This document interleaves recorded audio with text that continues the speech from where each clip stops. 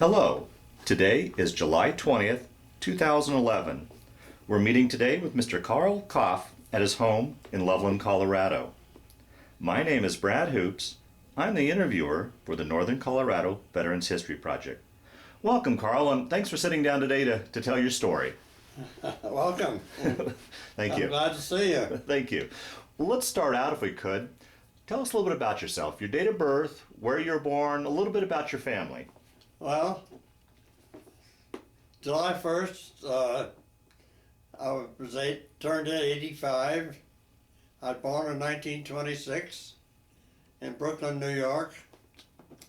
And we stayed there a little while, and my father was working as a chef aboard ships and yachts, and we moved out to Port Washington, Long Island, and I was raised out there from there until I was 17.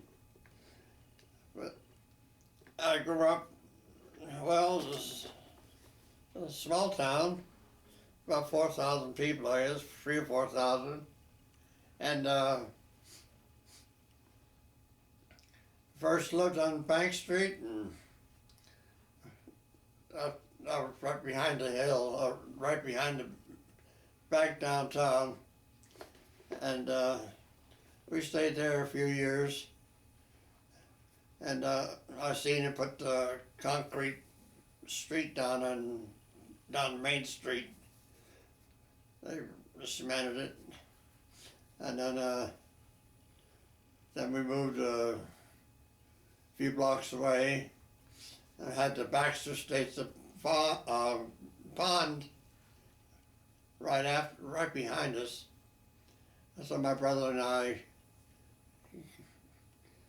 would go down there and play, and we'd do some funny things. Just get our wooden boxes together and get out on the middle of the pond. My mother found out about it and didn't really appreciate it. So was there just you and your brother, or did you have any other siblings? I had just my brother and I. Okay. He was 6 years older than I. So. Now, with your father's job, was he gone for quite a bit of the time? Yeah, he was away most of the time. Yeah. Not all the time, but quite a bit. Yeah. And until when 29 struck. Yes, please talk about how the Depression affected you and your family. Well, it did. My father worked all right for a while, and he had a chef's job, and he had a few rich people that he knew, and he did that for a little bit, and then my mother and him opened up a restaurant, the Coffee Pot, and they worked there, I guess, about 4 or 5 years. They kept it going, and then things started getting bad. Well, it was bad anyhow. And I was going to grade school. I started kindergarten, and that was about the time my mother and father got going to the restaurant. And my brother and I would wake up in the morning, he'd run up to the bake shop, and he baked cupcakes in the kitchen to bring them up to the restaurant. In the meantime, I was getting dressed and cleaned up, getting ready for school. I had to walk up 2 miles, or a mile and a half, 2 miles to the restaurant to get breakfast, and then we'd have to walk back downtown for the school. So back and forth. I had to carry my own lunch for lunchtime, and had to go back up to the restaurant at nighttime to get supper. My brother did too. And But my brother, he hung around different kids, older kids than I did. I was just in the way all the time. So, you know how it goes. Yeah, yeah. And it's- Did the restaurant manage to survive the depression? well, my father got laid off after a while, and he had to go on a WPA and shovel snow during the wintertime, and a few other things like that. And my mother stayed home, and in 1940, my father died of a heart attack, Hmm. and my mother went to the sanatorium, TB test sanatorium out in Green. I can't name town. Greenville or something like that. Uh-huh. That had a Navy and military hospital out, hospital with a cemetery. And that's my mother was out there in the sanatorium. And I was going to school and working at nighttime. And I found a nice lady that lived there in town that she would take on a boarder. And I stayed with her a few years. And when I went in the Navy, she signed my papers because I couldn't get a hold of my brother.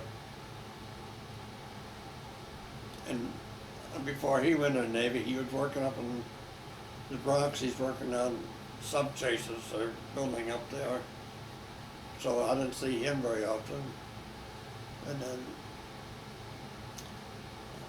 before I know it, he took off. He was on a carrier. He took off from Pacific. And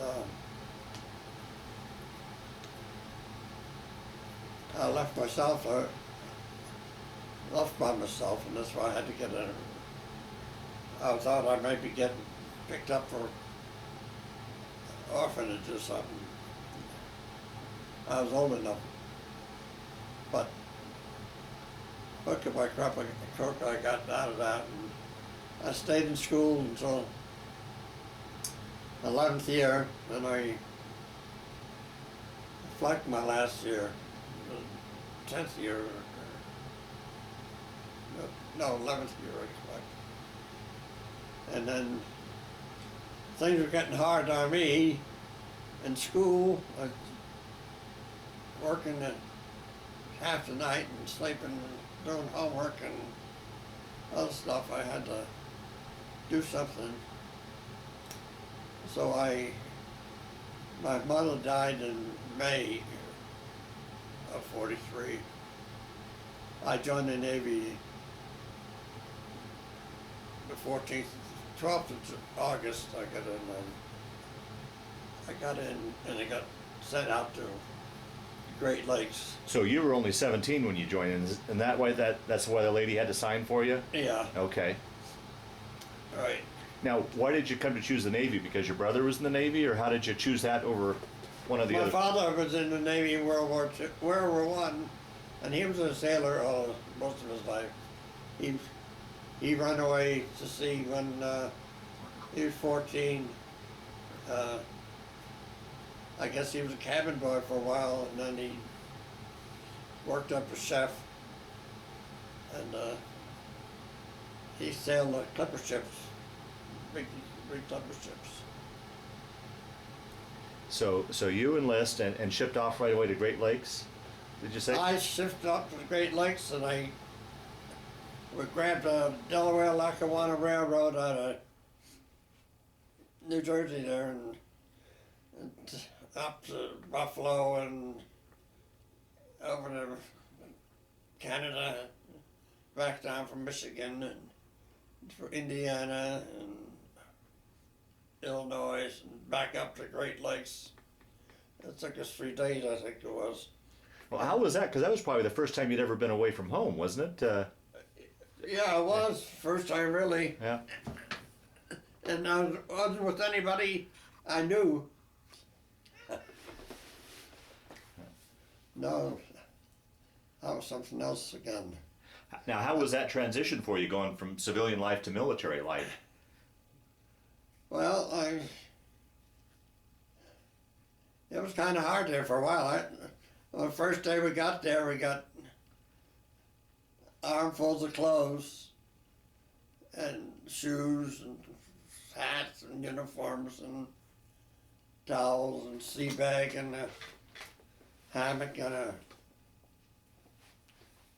whatnot, Uh-huh. and a mattress.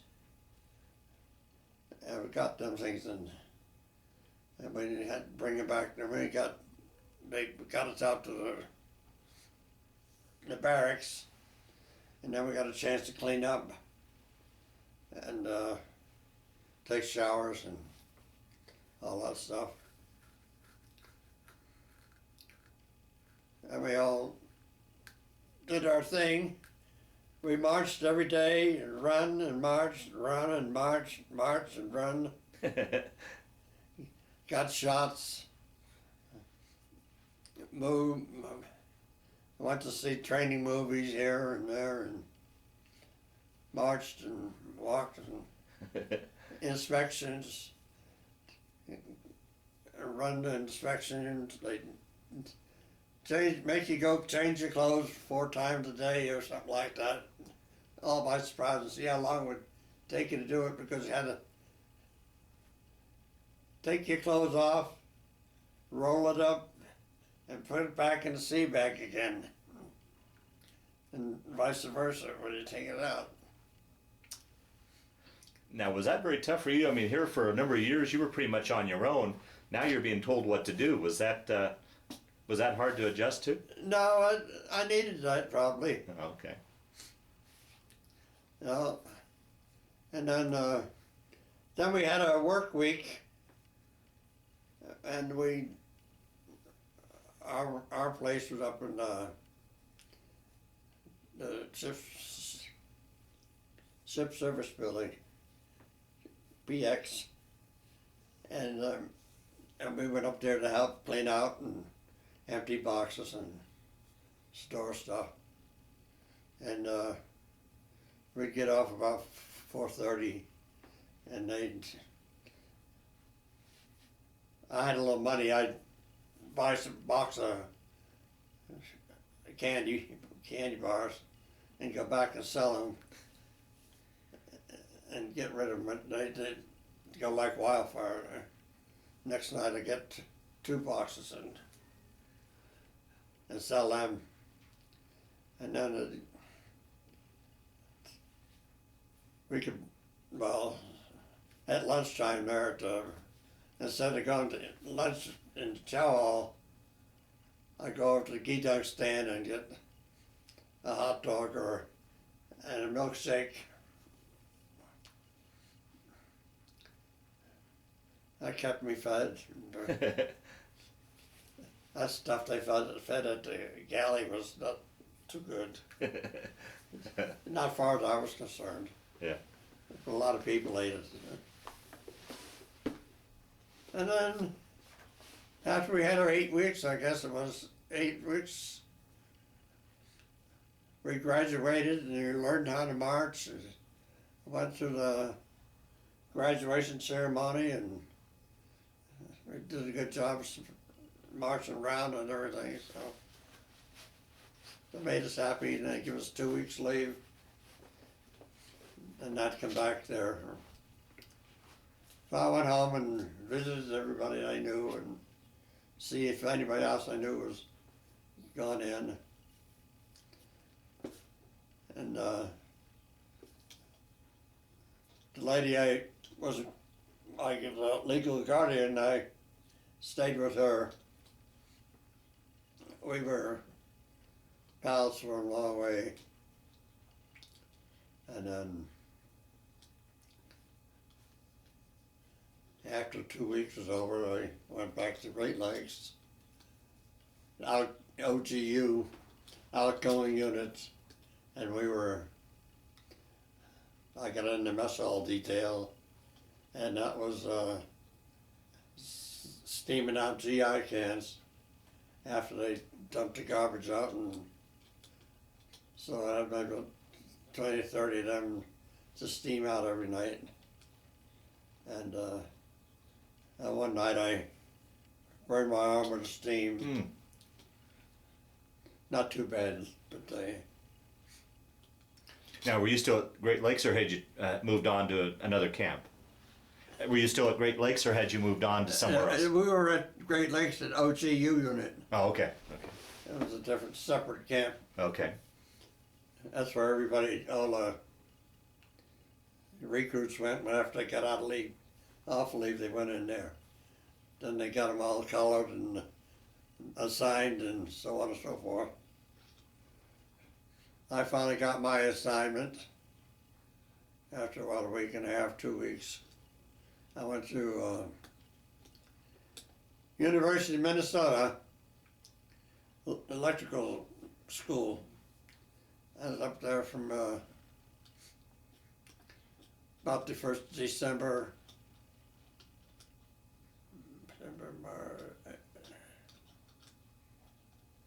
the 1st of May, I guess. Now, was that by choice, or were you just assigned to go up there? Did you have any choice in the decision? No. No. I guess it might have been Some testing, or? a test you took over when you first get in. Okay. It's a individual know-it-all, see what you know, what you don't know, Yeah. what you're close to, and so forth. Right, okay. And then they decide where you might be best located. Gotcha, okay. That was all right with me. It worked fine. Now, what, you studied electronics up in, you studied electronics in Minnesota? No, I didn't have any electronics then. Oh. What did they send you up there to study? How to be an electrician. Oh, We had to make an electric motor. They give us a clunk of steel, and we had to file it and shape it and drill a hole in it. And then you got another hook a middle that was square, and we had to put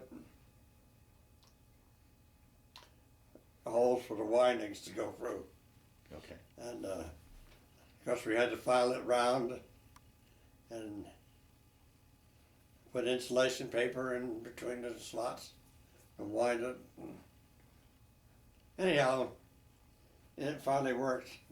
So, and then I got hung up with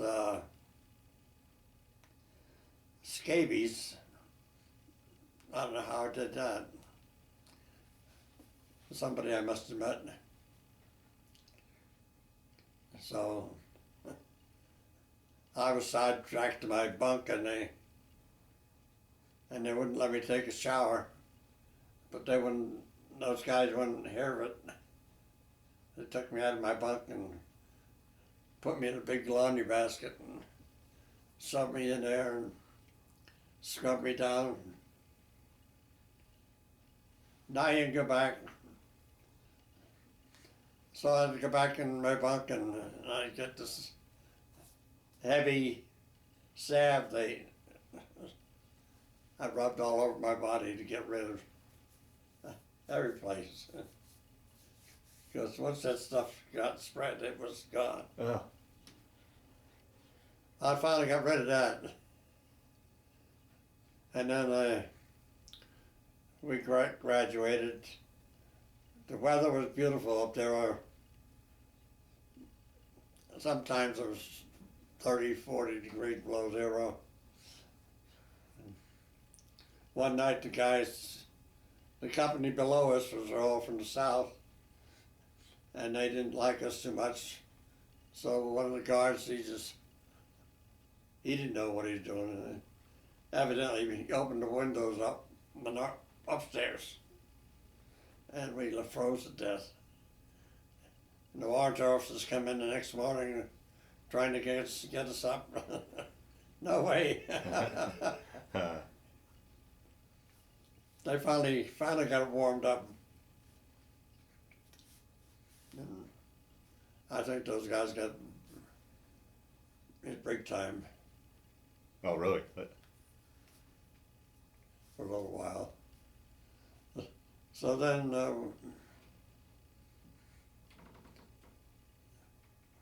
we took off there, and I left. I got my orders to go to Norfolk, Virginia. There was a few of us went down there together, and we got down there. We got assigned another light, There we go. and we got down there. We got certain groups of us got assigned to different ships, and then we got sent over to the Qantas huts, and the whole ship's company was in about 6 Qantas huts. And that was all the white huts, most of us, and because we had a couple of weeks waiting outside there before we got assigned to everything. We used to go up to the key dunk stand in the morning and get a coffee and donuts. They make fresh donuts up there. They were good. And any time they had card games going on, I used to go up to the key dunk stand and order sandwiches. The guys would give me the money, and then when I brought them back, they'd give me $5, $10. So that was all right. You were quite the businessman. Yeah. Yeah. And then fresh uniforms, and whites and blues, and we didn't have much money. Yeah, right. $21 a month once a month. Plus, I was starting to smoke then and shave, and so there you go. Money just flew away. Huh. But finally we got all together in the shipboard community, and then they take us down to the ships, down to the piers, and they had a couple of destroyers down there. They'd take these extra ship companies that were training down there and bring them aboard and let them see what it was all about and show them what was there and where it was, and get accustomed to the ship. And that was a big day in my life to get aboard a destroyer. I guess smell the diesel oil burn and the fuel oil, and just smelled like it ought to be there. So I enjoyed that part of it,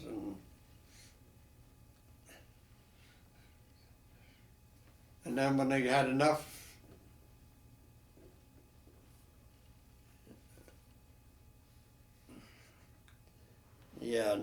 training, they told us we were going to go to Boston, pick up a ship, the Collett. And that went, we left about 10th of May and took a troop train up from all night. And we got up to Boston next morning early. And they marched us over to, took us by bus over to the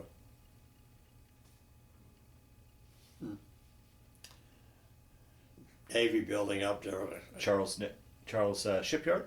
Huh? The Charles Shipyard? No, the building, I should know it. Oh, that's okay. That's fine. Anyhow, it was a barracks for incoming people, and going people, and people getting transferred in and out. And so we got our gear together, and then I think had the second or third day we left and moved over to the ship. That's where they commissioned it. Oh, it was commissioned in Boston. So did you take it out on its initial? Yeah. After that, after we got aboard, and we learned where everything was, and the first thing I know, I was mess cooking again, and I was in the scullery washing dishes, and another guy was, two guys were taking the dishes out and bringing it back out to the incoming line, and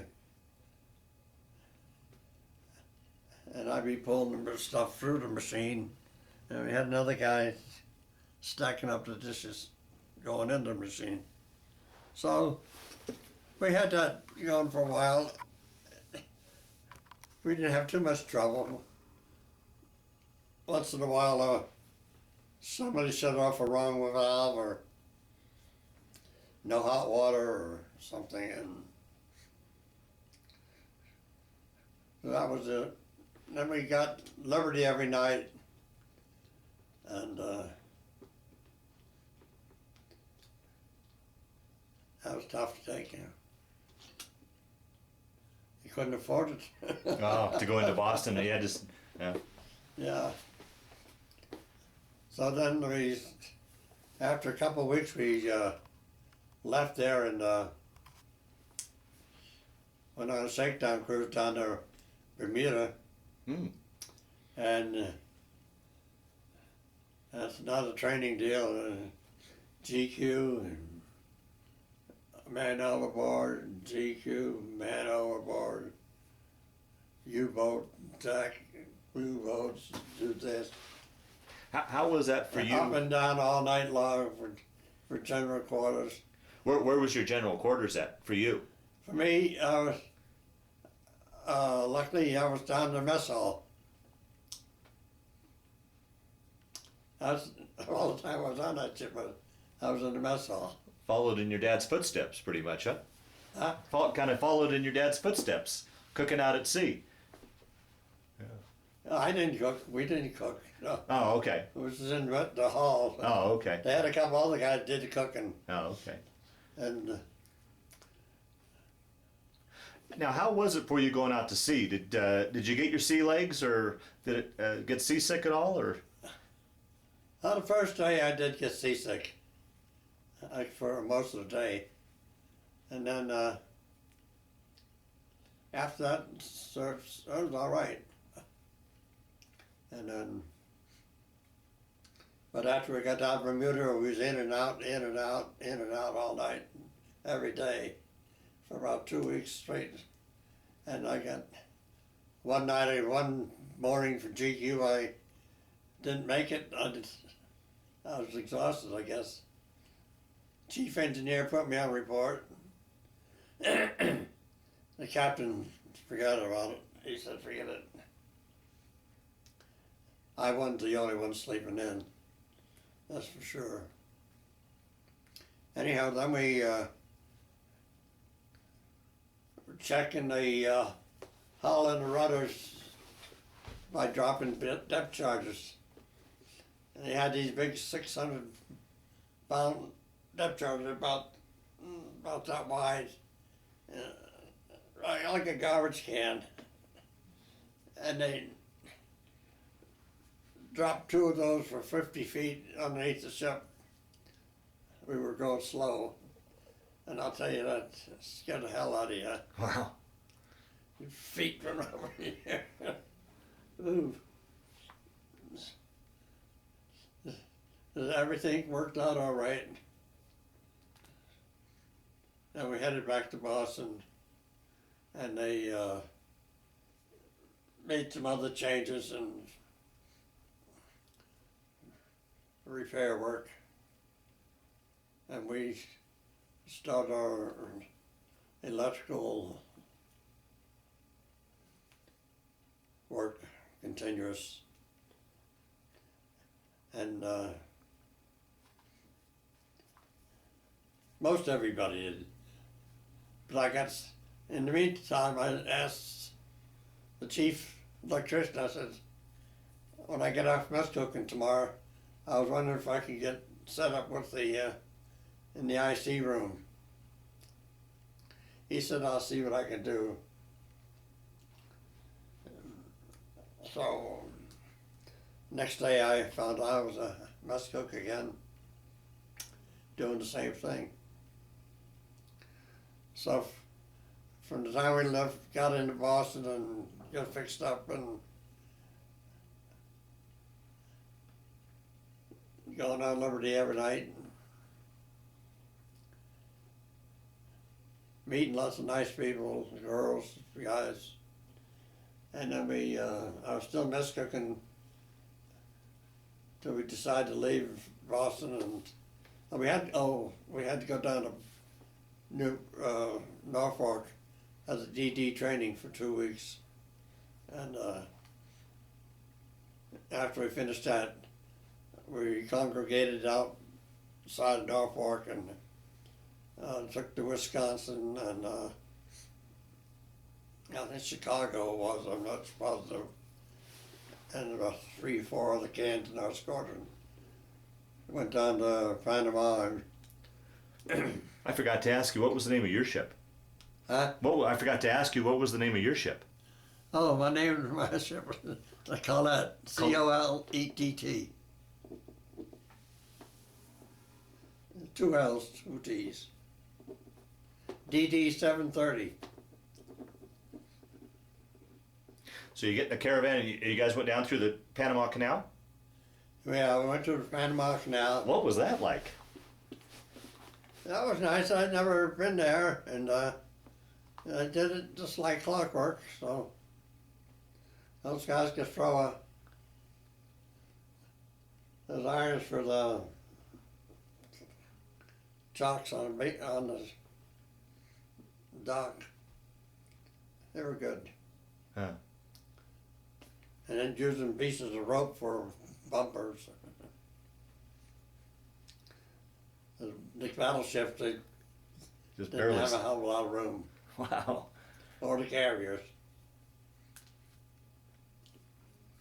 My brother was on a small carrier, a CVL, a light cruiser, USS Bataan. Now, were you and your brother able to communicate with letters, or how would you communicate, or did you during this time? I did communicate with him. I met him out in Ulithi. Oh, wow. Later on. And but just for Panama, they took us. We went by just ourselves. Went to San Diego, picked up stuff there, and some food, and got refueled. And we lost about 10 or 15 guys.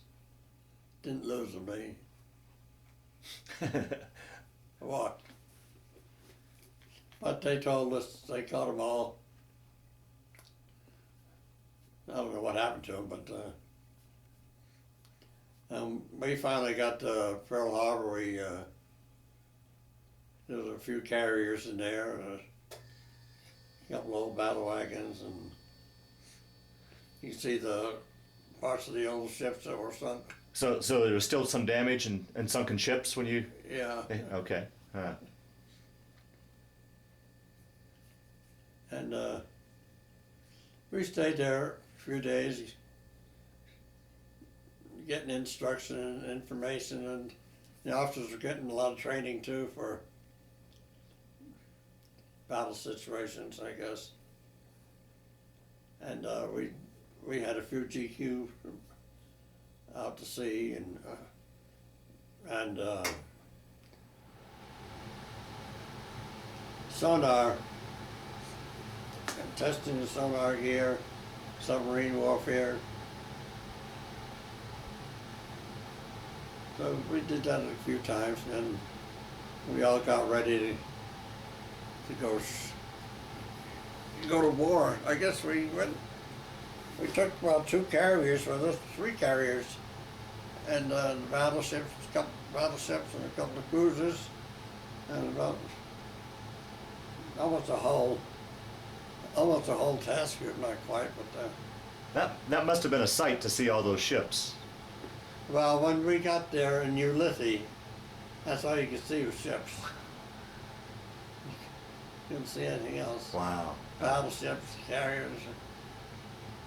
Well, it was so wide, Ulithi, a big hunk of water. Wow. What was life like on the ship? You mentioned it at when you were in basic training. The food was awful. Was the food any better on the ship, or? Well, yes, it was. A little bit better. It was a little bit better. Yeah. And how about your sleeping arrangements? Describe what that was like. Well, our sleeping, there were 3 bunks high, and they had foot lockers on the floor underneath the bottom rack, and they had, some people had upright lockers, and I thought they were lucky ones because you could get into them anytime, but other lockers down below you had to wake up somebody or try to lift it up to get in. But other than that, they were comfortable enough. I got used to them anyhow. Yeah. And what would you guys do when you weren't on duty, on your time off? What would you do to entertain yourselves? Well, we had 8, most of us had watches, 4 on and 8 off. So if you had 2 watches, if you had a day off, you had 4 to 8 at night or 4 to 8 in the morning, and then 12 to 4, you'd have 12 to 4 at night. So time you get those in, and plus you GQ'd alarms and underwater sonar, submarine warfare, and you put in days. Plus, you had to get your work done aboard what you were supposed to take care of anyhow. And what I had, when I finally got off mess cooking, I had me go around and count all the fans aboard ship, just oscillating ones. There was quite a few of them in the officers' countries, bridge, officers' quarters, in the living compartments, the offices. In some place down in the magazines. So anyhow, I had my little squirt gun full of oil and my handful of rags, and I'd attack them every day. I didn't get them all in one day. Yeah, right, yeah. So I kept them going. Once in a while, somebody tear them up. Didn't like them blowing on them. They're too cold or too hot.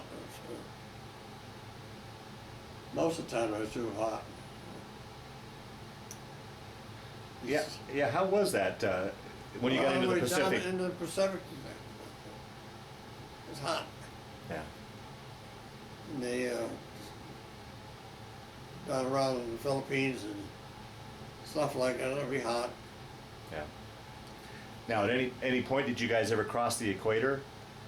We didn't cross the equator. No. So you never went through the Wally Pog or the No. shellback ceremony? Just went across the International date line? date line, yeah. Well, I interrupted you. Continue your story. You went to Ulithi. Continue your story from there, from Pearl. Oh, yeah.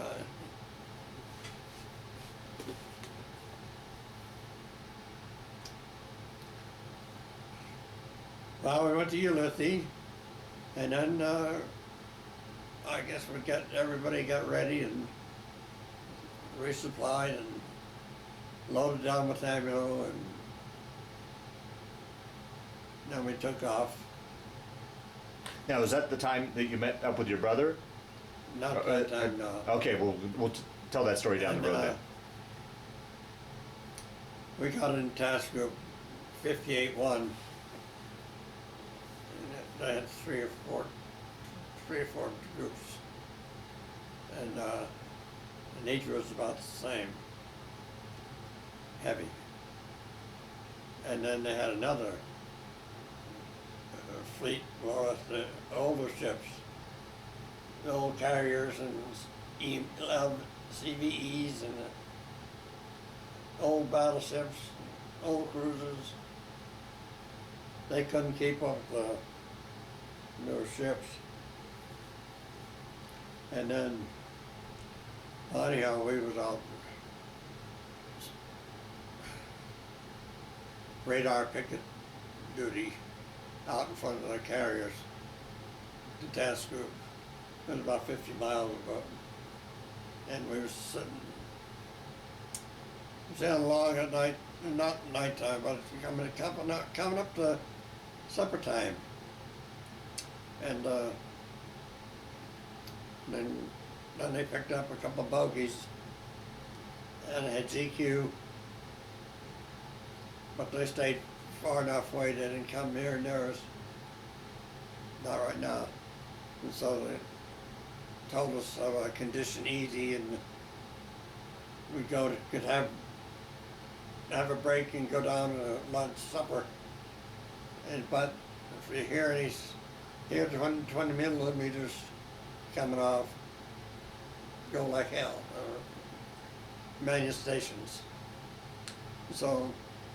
Now, was your general quarters still the mess hall at this time? Yeah. Okay. So, anyhow, we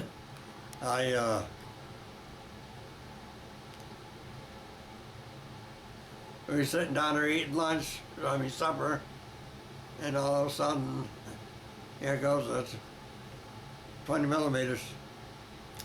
And then everybody started leaving the mess hall in a big herd. Everything stopped right there. Everything was laying on the tables and the knives and cups, and coffee pots, and I had to stay down there. I was a telephone talker. So after a while, the 40s started going, and then some to five inches were going. And we were doing about, as far as I know, we said about 30 knots or so.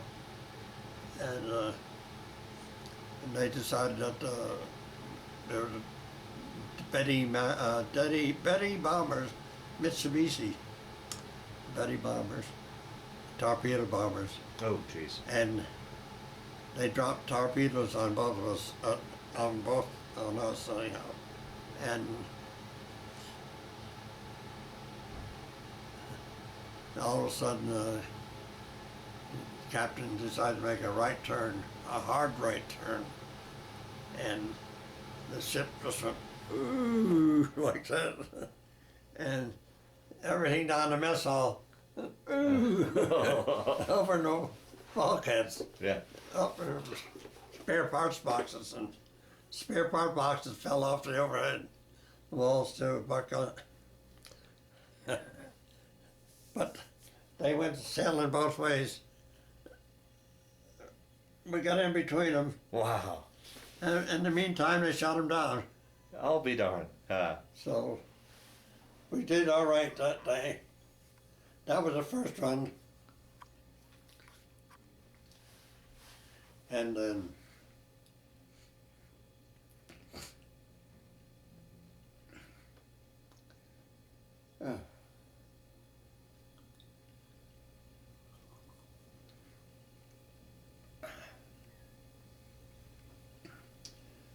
then we'd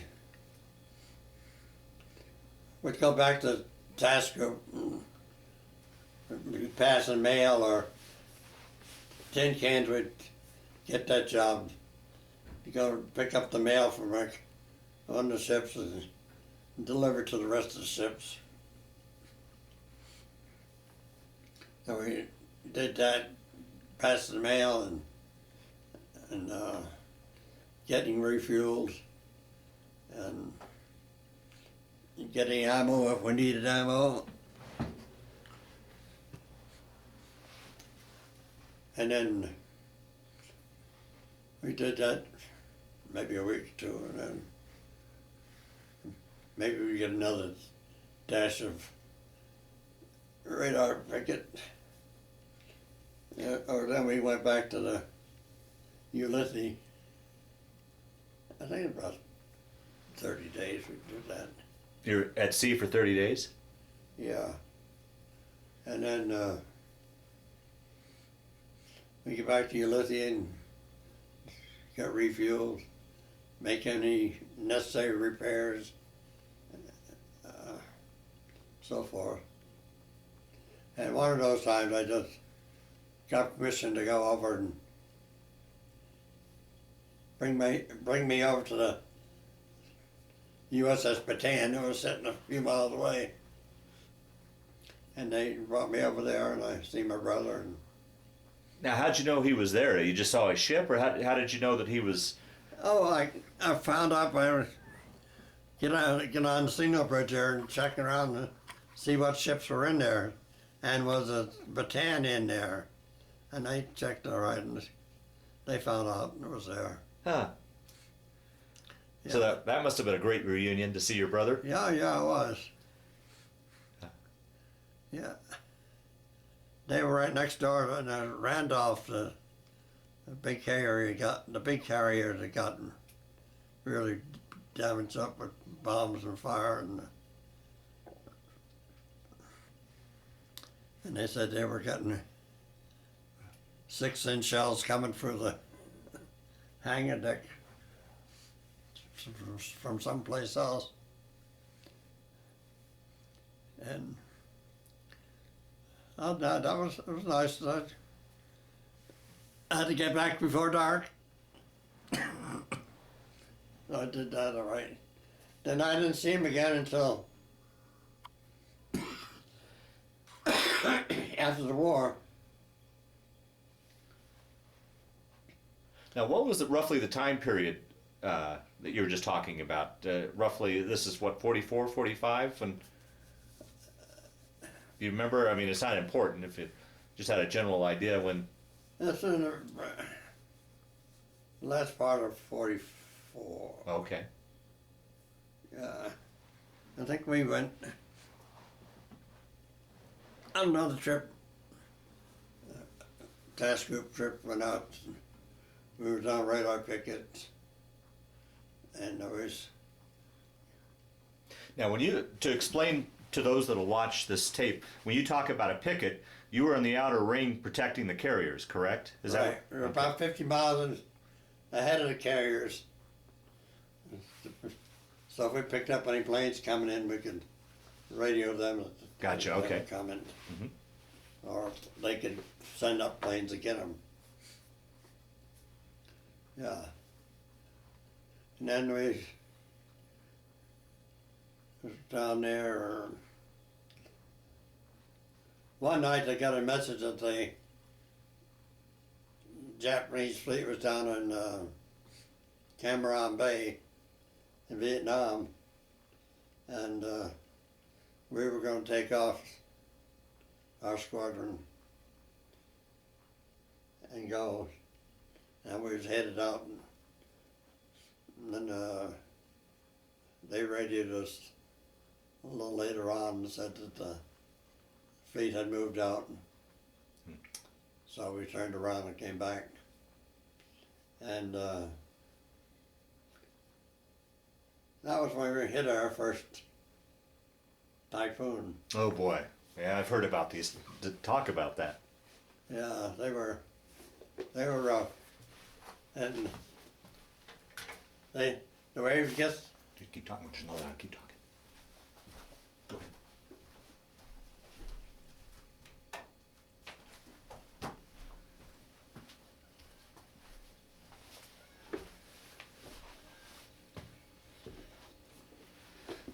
Talk about waves. It looked like mountains up there. Oh, jeez. You could sit on the deck of a tin can and you could look around, you couldn't see anything.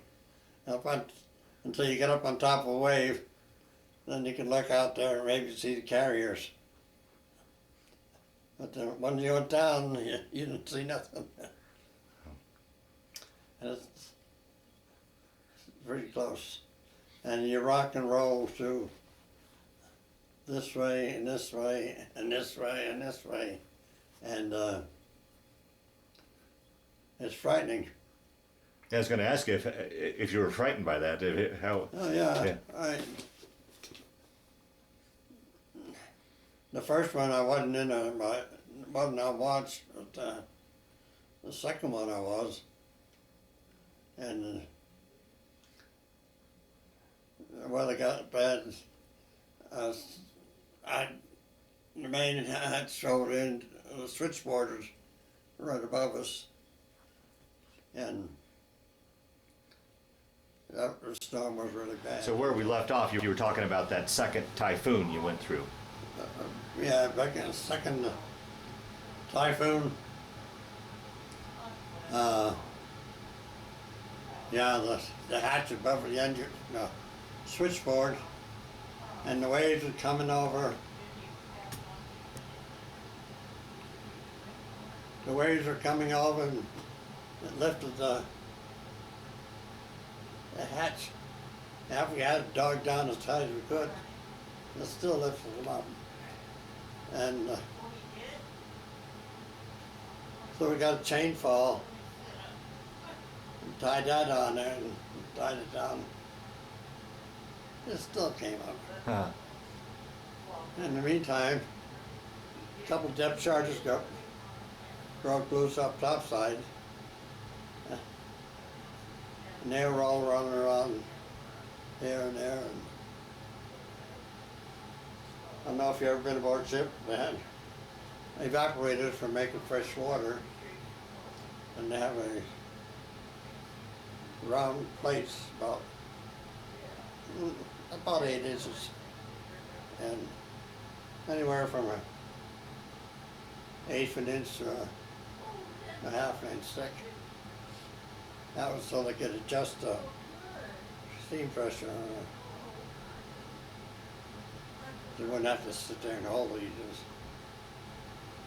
just, anyhow, they mounted them up on the bulkhead with a peg sticking out like that. And on one of those rolls, all those things came off of there and sailed right across the engine room and hit the other bulkhead without hitting the engine, Huh. Wow. the turbines. Yeah. And a lot of spare parts boxes fell off the racks. The guy was up in the electric shop there. One of those great big chucks up in the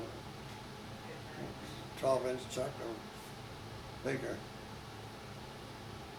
That was sitting on a pin, but nobody had locked this thing on.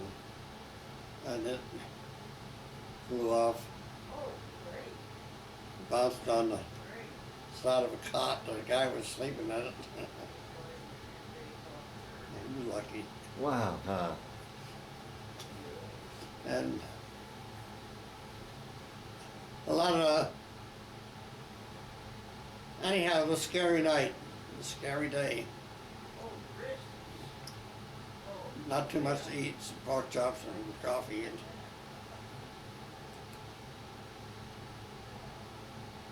But you guys made it through with little or no damage, and everybody. well, we got through, but come to find out that the superstructure deck, which is only about a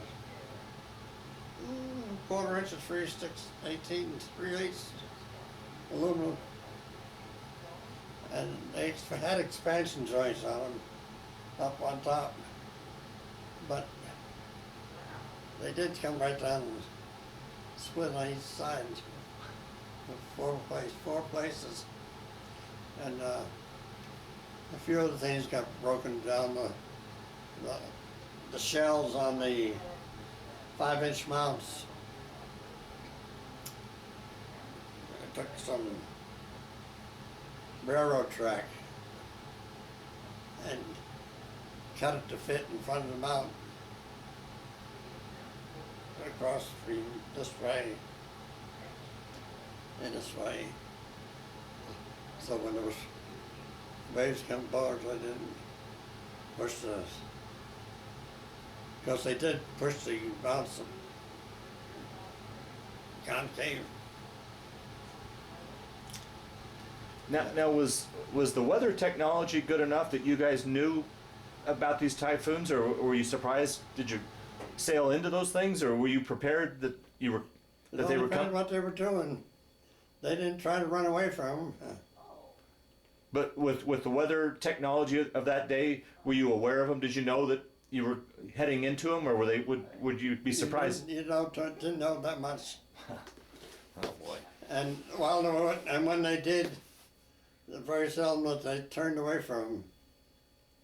Oh, wow. So anyhow, there was a couple of cans that lost a couple of destroyers out there in Tennessee's, and the carriers, there was about,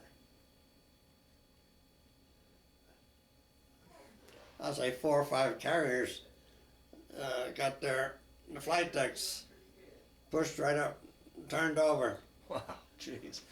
And then after that, they started making the hull come right up at the main deck or flight deck, so that the waves could come up and they wouldn't get underneath. Oh, okay. Yeah. So then,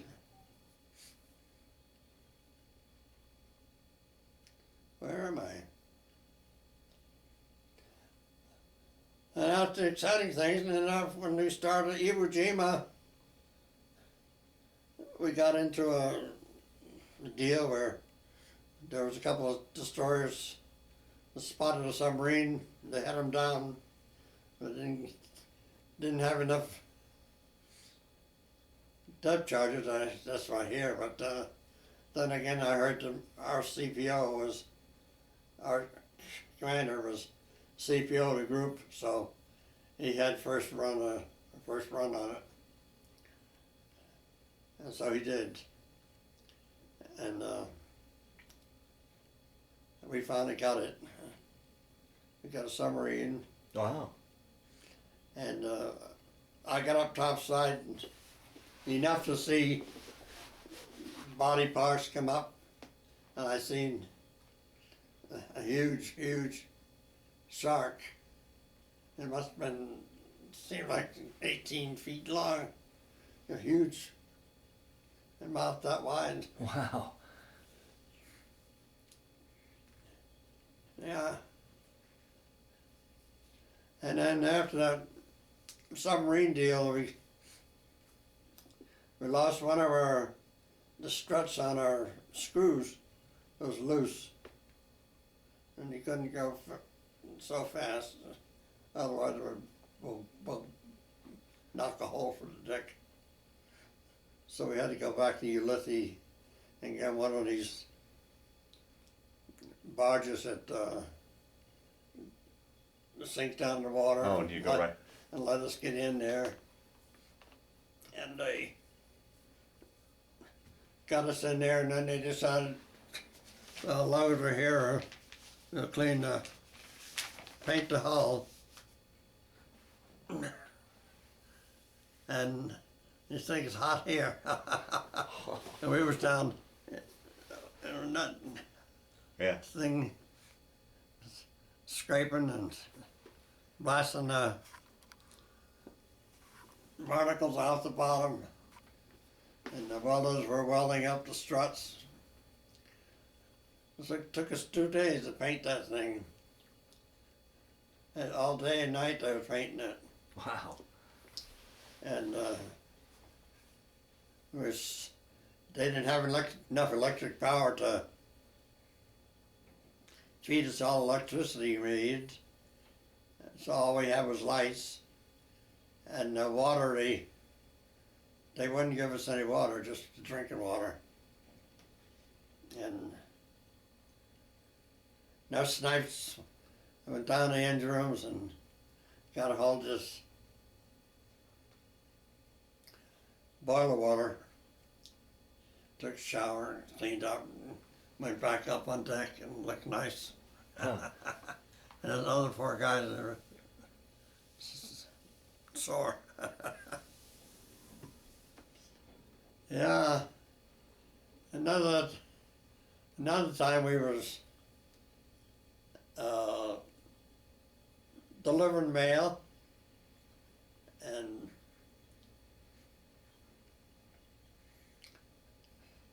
all of a sudden, this is noontime. I looked up and I see the bastard of a big carrier sitting right there. Oh. And we're doing about 28, 30 knots. Had to throw that thing in the reverse real fast. And it was really scary. You never expect it. Right. Oh, geez. Things were flying all over the place. Coffee cups, people. Anything hanging loose. Yeah. But they did it, thank God. Wow.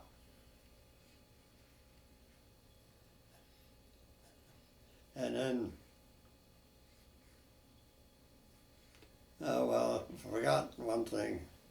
Our first or second time along the side of a tanker to refuel, the water was rough, and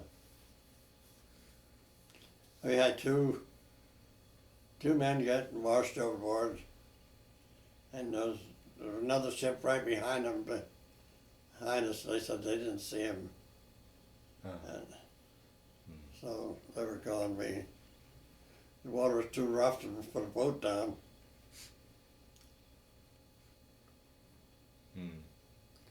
But after they refueled, they went back and looked around anyhow to see if there was anything. Never did find him? No. That was the only two we lost in the whole war. Wow. Huh. And then we got through that and then got into Okinawa, supplying them and doing more radar picket duty.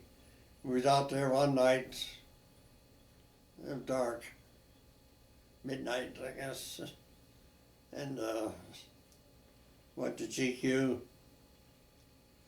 and they spotted about a dozen bogeys coming our way. The kamikazes were really bad during that time, right? Huh? The kamikazes were really bad during that time, right? Yeah. And bogeys, same difference. Yeah, okay. Anyhow, we went to GQ and the main battery director went blank, blank, didn't work for some reason or other. And so the captain got on the bullhorn and he said, we're going to stop the ship into water, dead water. And he says, and if anybody fires a gun or puts the light up, it's going to be, you're going to be sorry. Because they were coming, didn't take long for them to come over. And you could see the exhaust on the engines, you know. Wow. Huh. But it was dark enough they didn't see you? We were dead in the water. Yeah. So otherwise the phosphorescence in the water would light up. You can see that at nighttime. Right, right. But if you're dead in the water, you can't see anything. Wow. So anyhow, we got out of that one. And called them in. They got them on the way in, I guess. And we picked up about 5 or 6 pilots that had been dropped in to drink, and we picked up one guy from my hometown twice. Is that right? Huh. Yeah. Did you know him? Yeah, I know him slightly, but I know the gal he married just because I lived next door to her. Huh. And I had another fellow aboard ship, a colored guy, Raymond Veit, I think it was named, V-I-E-T, or D-T, one or the other. He got out, and never heard of him, and that pilot, he went overboard. We went down one day, he didn't get back. We got 5 gallons or for each pilot. We picked up 5 gallons of ice cream. So that was good. And then with Okinawa getting claimed, and then they started to bomb Japan and with the A-bombs. That just about ended there. Do you remember when you heard about the A-bombs being dropped? Do you remember that day? Could you understand what these things were that they were talking about? We heard about them. Just before that, August the 2nd, or 1st of August, sometime in the 1st of August, our squadron went into Tokyo Bay at nighttime. Wow. And made torpedo runs on the Japanese shipping. And we had a storm that night, or that day. The water was kind of rough. And we got in there, and we dropped off a couple of fish each. We got a couple of ships. Wow. And they were shooting up in the air, thought we were bombers. Huh. So, and right after that, I guess it was a couple of days after that, we heard about the bombs. And we was in a group that way. We stayed outside Tokyo Bay while the other ships went in. And we stayed out. We was out from 1st of July until 7th of September. Yeah. Wow. So.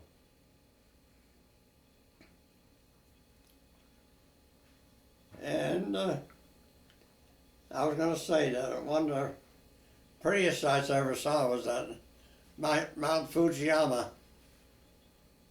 Early in the morning, the sun was shining on it, just getting up and shining on it, and there was fog down below, and it really looked beautiful to me. Huh. And with everything. Wow. And then after that, after a week, after they signed the papers, we went in and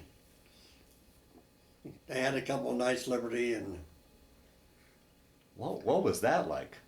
Going Liberty in Tokyo? You went in Liberty into Tokyo? yeah, I didn't go. No? I had duty, and we stayed there, unloaded, didn't unload, but empty shell casing, we unloaded them and put new ones in, and groceries, loaded them all up. All our storerooms were empty. All we were eating was spam, dehydrated eggs, dehydrated potatoes, and ice cream. Oh. And the fried spam was delicious. Huh. A little bit salty for me now, though. And then after we loaded on it, stayed there, well, it was 2 or 3, 4 days, something like that. I can't remember. We headed out to Okinawa, and then they loaded up 360 more Seabees. Yeah. And we took them back to Pearl Harbor. And that was nice. And had half the fleet going back together. All the ones were going to the West Coast and East Coast. We turned the lights on, board ship, all the lights, so you see everything. Uh-huh. The searchlights were going up and down, and it was a good, nice sight. When it was announced that the Japanese had surrendered, was there a big celebration on the ship? Do you remember? No, No? the day they signed the paper, though, they took all the planes off of all the carriers and wherever they were parked, and they come flying over the task group. Thousands of them. You name them, they were there. Wow. Oh, that must have been a sight. Yeah, it was. Yeah. So now, was your ship in Tokyo Bay when they signed the papers? No, No. we was outside. Outside? Oh, okay. We came in 7 days after they 5 days after they Oh, okay. signed them. They didn't know there was going to be anything shenanigans pulled up or not. Yeah, so right, yeah. We were just sitting there waiting. But it was a happy time, people talking about when we're going to get out and where we're going. So once you took those Seabees back to Honolulu, did you go back, or were you finished? Were you guys done? No, we got the Marines back, not Marines, the Seabees, back to Pearl Harbor. They separated and they got on different ships, took them down to different places, and ships went to San Francisco and Seattle and Fort Hueneme and Long Beach, Yeah. San Diego, and our ship went to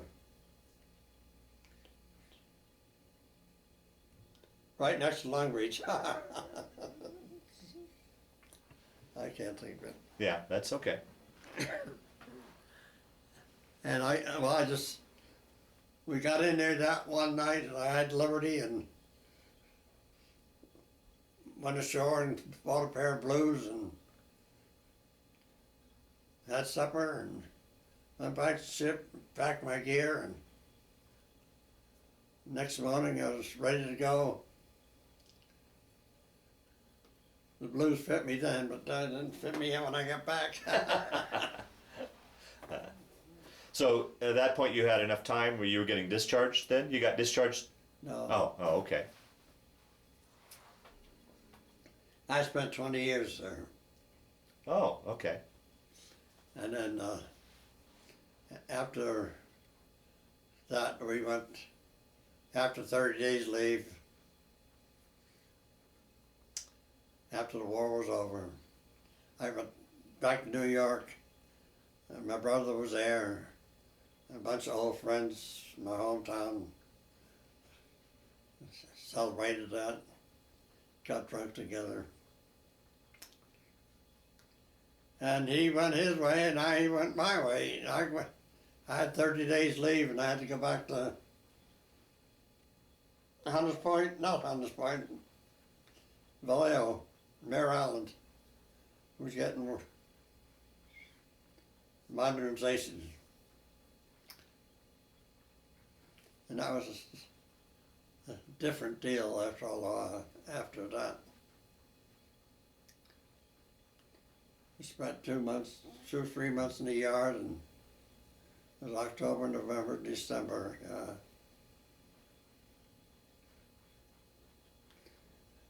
And 2nd and 3rd of July, we got the safety run outside of the Golden Gate Bridge. Man, see if it's seaworthy and get a speed run out of it. And it was a bad day. Mm. Everybody's seasick. Mm.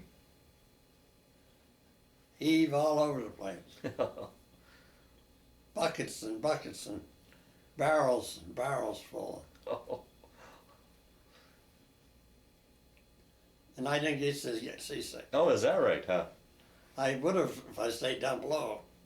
Down the compartments, that's where all these guys were. Had yardbirds aboard and sailors. And that was a mess. But they got it all cleaned up before I got back down again.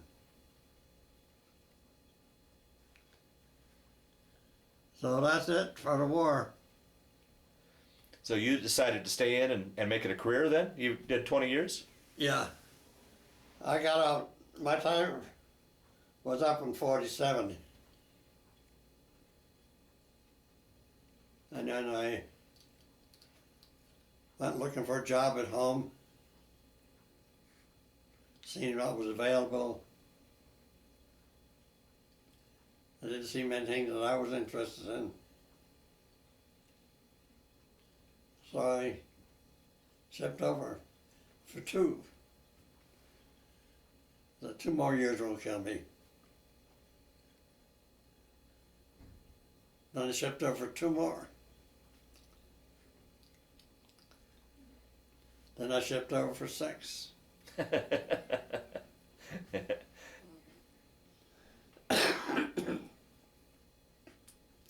Oh well. That was it. Yeah.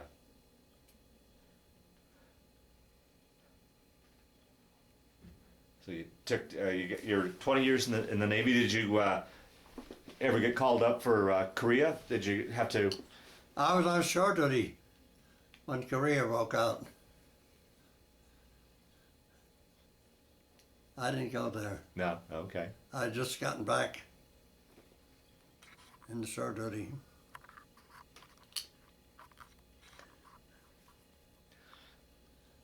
So let's talk then post service. You put in your 20 years and take your story from there. After you got out of your 20 years, what'd you do after the Navy? After the Navy, oh my goodness. I went back to Boston after I got out and looked for a job out there. I went to some defense jobs in the telephone company and electric companies, Edison, and now all those places were unionized. I went down to the union shop and they said, well, we can give you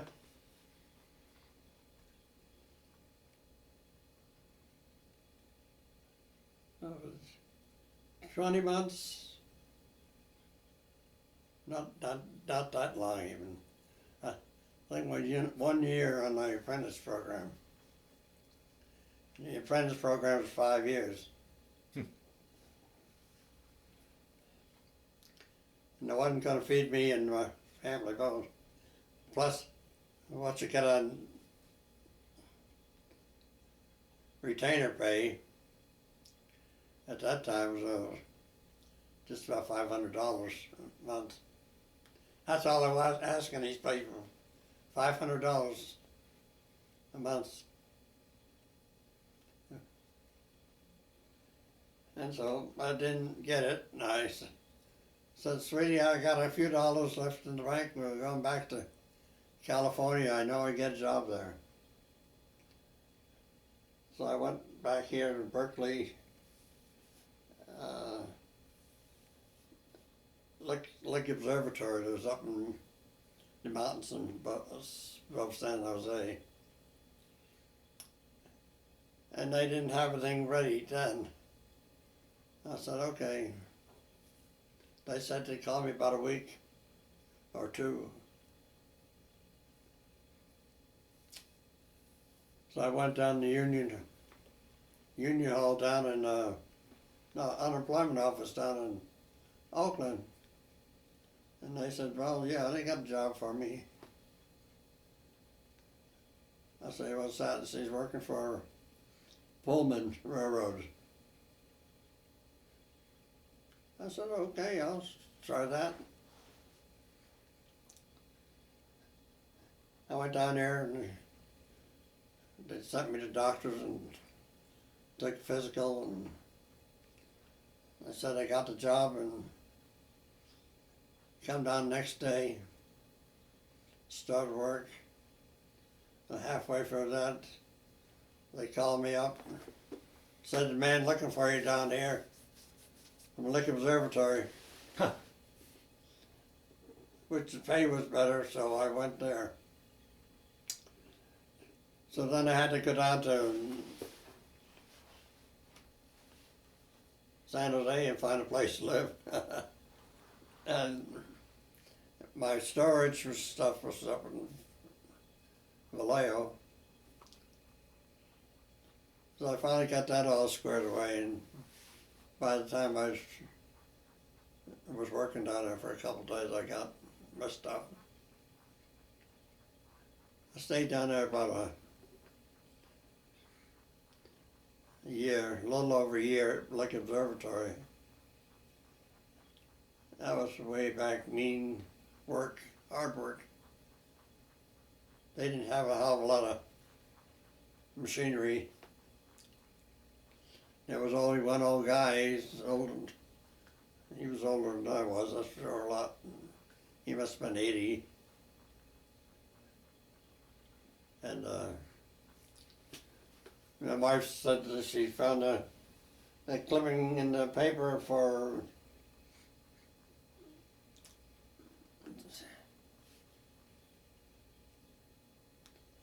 Santa Clara Electric Department.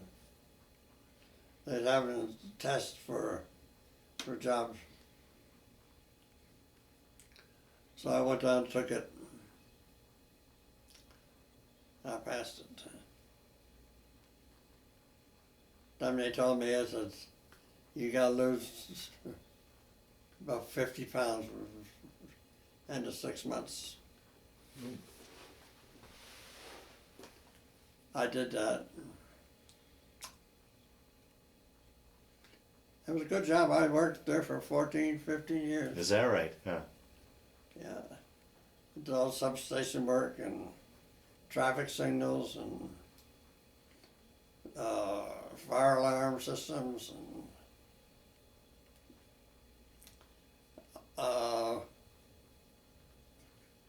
war sirens, or what do you call them? Didn't have them here. They had them all around Santa Clara for storms or big loud sounds. Gotcha. Uh-huh. And worked on them, and that was enough to take care of, really. I worked overtime, lots of times I got overtime, and then I got traffic signals, knockdowns, substations blowing up, transmission lines falling down. And I was, they gave me technician, substation tech, and one of the guys that made me technician tech, he said that I was supposed to know everybody that touched any gear. He was the first one that started. Bang, tripped out the substation, tripped out all the big electronic plants out there in the valley. And at the end, when I left there, when I retired from there, one one of the engineers was in charge of the electric department. He came from Colorado, Platte River, and he came back to Platte River. He quit. And he called up about a year or two later and said that they need an electrician up here for the supervisory. And so I said, I'll go. I came up here and got I signed up with them, and they took me on, and I went back there and turned in my papers, and I'm retiring. And then I came up here. So that's what brought you to Colorado then? And when I came up here, I had a little trailer, or not trailer, mobile home, small one. And I loaded most of the stuff in there I had, and a bunch of plants and flowers and stuff my wife wanted. We got stuck up here in Rawlins, and the temperature was down 20 below zero. Everything froze in there. Oh no. Luckily I got the damn thing started. I couldn't open the pipes up to dump the water. So I got all the way, finally got down had snow blizzards all the way up. Almost into Laramie.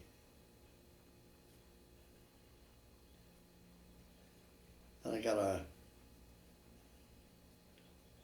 we did find a place before I come up here, and it was pretty good. No, lots of muddy places. Anyhow, I did drive it in. They had the gas turned on and the electric was turned on. We got our stuff out, and we went up and got a meal and come back, made up our beds, and went to work the next day. Well, no, it was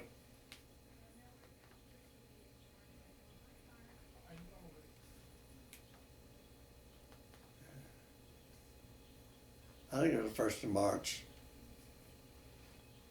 I started. And how many years did you put in here then? Huh? How many years did you put in here? 10 years. Is that right? Yeah.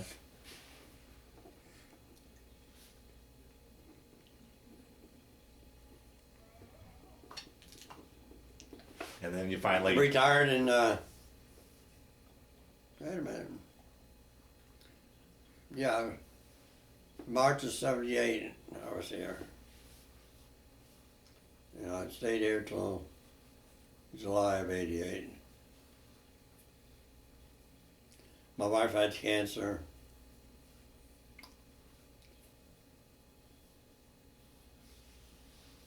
I did get married.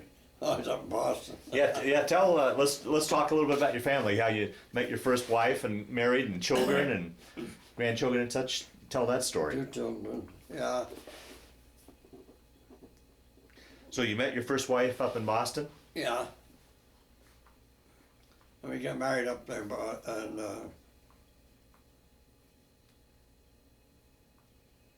right across the county line, state line up in New Hampshire. And then went on a honeymoon south and south down to Virginia. And I came back, and I was aboard another destroyer down in Charleston.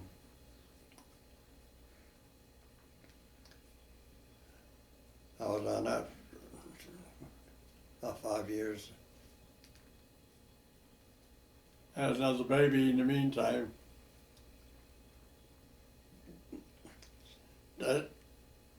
the hospital, they didn't want any men around.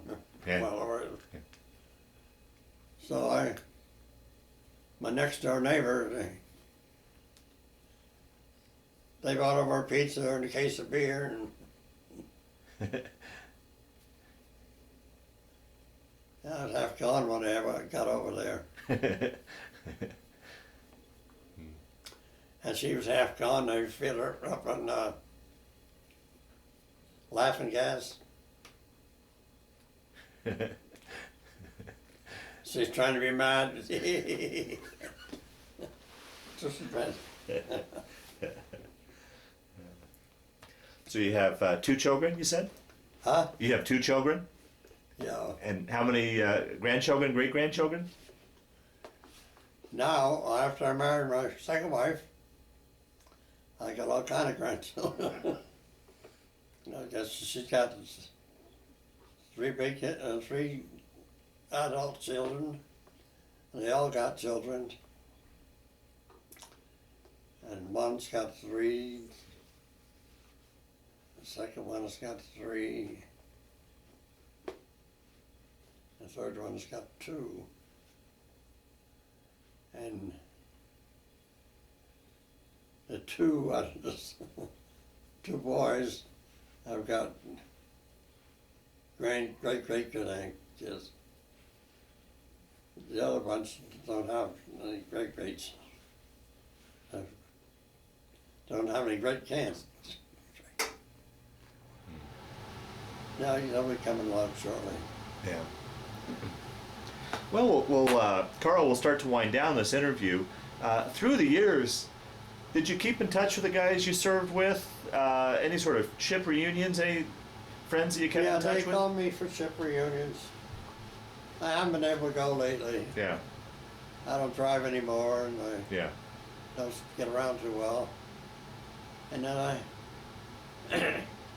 I try to stay in touch with them. And there's a guy I talked to, he lives in New Jersey. He's 91 now. And we talk to each other about once a month or so. I got another kid that's down in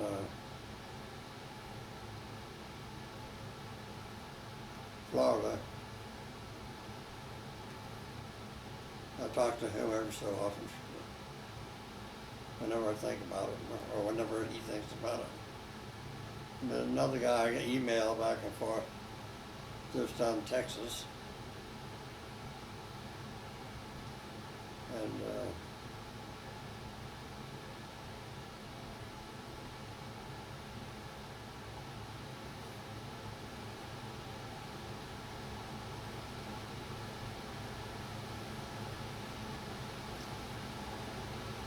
a couple of old sailor friends down in Nevada and California. They weren't on my ship or anything like that, but I was Fleet Reserve Association there. Yeah. 3 of them, 3, 4, maybe 4 or 5 of them out there. So, Well, as we wind down this interview, is there anything I didn't ask you that you wanted to talk about, or any stories as we've been talking here that kind of floated to the top that you wanted to talk about? So hopefully we've rounded out your story as best we can, or do you think we pretty much captured it all?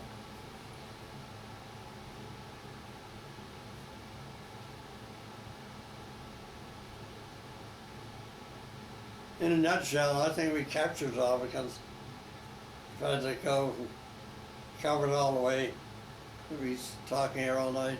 Yeah, yeah. Well, the last question I always like to ask on these interviews, how do you think your military service and that period of World War II affected your life? Did it change your life, play a role in your life, or did you see it just as a chapter in your life? How would you answer that? It was my life.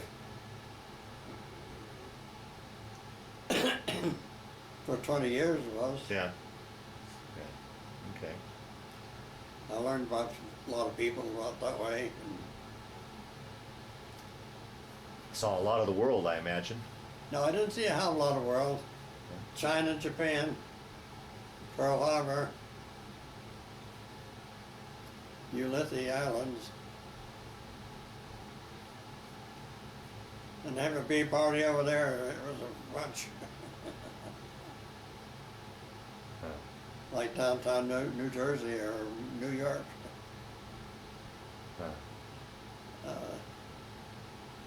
I know a lot of guys, and we talked about a lot of things, different things. What you're gonna do when we get out, or what we'd like to do.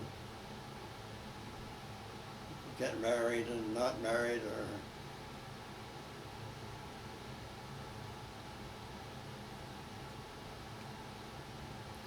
this other guy and I from Iowa, he wanted to open up a girly outfit, call girls. I said, I don't think so. I don't know what happened to him. Another girl, a guy lived up in Michigan. He was an electrician.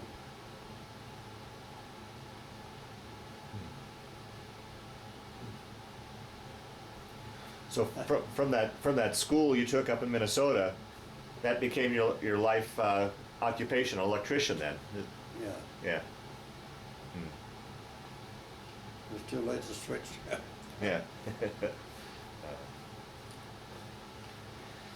Well, Carl, And I didn't go to GI Bill because I didn't have the finished high school at that time.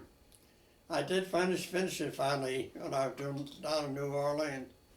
I was down there after the war, and I was on a reserve training ship, so I had a lot of time to.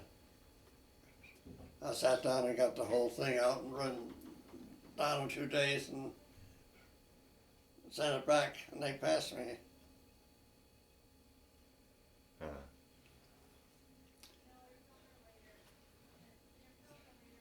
But had I done that, I mean, had I had GI, I might have gone. Yeah. But I didn't think they'd take me the way I was. Yeah. Well, Carl, I want to thank you for sitting down to tell your story today, but more importantly, I want to thank you for your service to our country. Okay. That's Carl.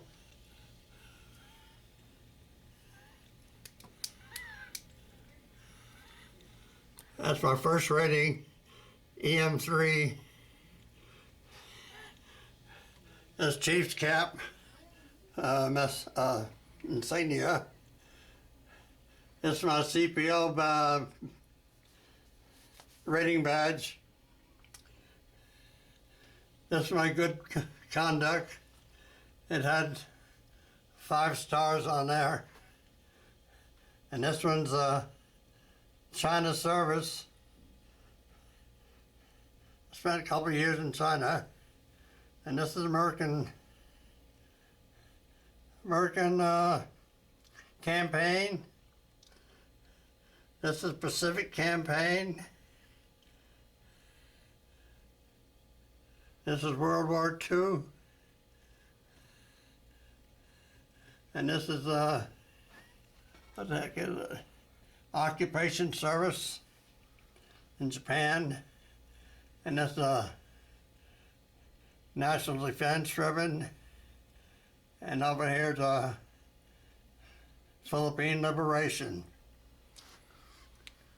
Now, the ship had 5 battle stars? Oh, 7. 7. Okay. I had 5 battle stars in my good conduct ribbon. You get one for every 3 years.